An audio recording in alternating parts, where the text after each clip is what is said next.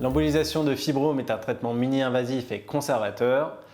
C'est un traitement alternatif à la chirurgie de résection, la myomectomie ou bien même l'hystérectomie. Elle est pratiquée sous anesthésie locale en ambulatoire ou lors d'une courte hospitalisation. C'est un traitement qui ne laisse aucune cicatrice, ni à la peau, ni sur l'utérus. Il n'y a pas besoin de sonde vésicale durant ou après l'embolisation. Alors à qui peut-on proposer l'embolisation de fibrome? Ce qu'il faut retenir, c'est qu'on peut la proposer devant tout fibrome symptomatique, qu'il soit unique ou multiple, chez la femme à tout âge et ce jusqu'à la ménopause. Aussi, l'embolisation peut tout à fait être proposée en cas de projet de grossesse.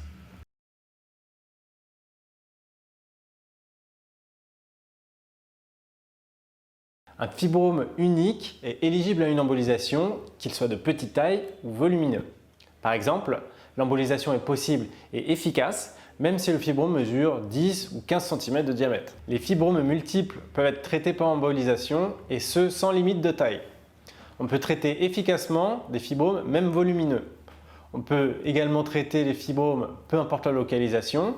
Les fibromes sous-muqueux, c'est-à-dire ceux qui bombent dans la cavité endométriale, peuvent être traités en totalité, sans limite de taille, même ceux qui font 3, 4 ou 5 cm ou plus. Les fibromes sous-séreux, c'est-à-dire ceux se développant vers l'extérieur de l'utérus, peuvent également tous être traités.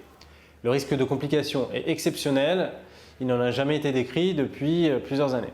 L'embolisation peut être proposée en cas de récidive de symptômes après une chirurgie.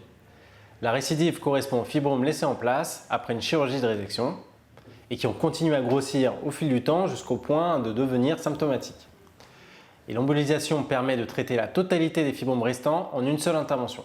Alors que sait-on par rapport aux fibromes et à la fertilité? On sait que certains fibromes peuvent altérer la fertilité lorsqu'ils sont proches de la cavité endométriale et qu'ils exercent une poussée sur la cavité. Il n'est pas prouvé que traiter ces fibromes-là améliorerait la fertilité, mais de manière assez logique, on considère que les traiter serait préférable en vue d'une grossesse. Aussi, en parallèle de ça, en fin de grossesse, les fibromes non traités et laissés en place peuvent se compliquer de ce qu'on appelle une nécrobiose et favoriser un accouchement prématuré. C'est pourquoi il est préférable de traiter les fibromes en amont d'une grossesse. L'embolisation ne perturbe pas la fécondation et peut tout à fait être proposée en cas de projet de grossesse ultérieur.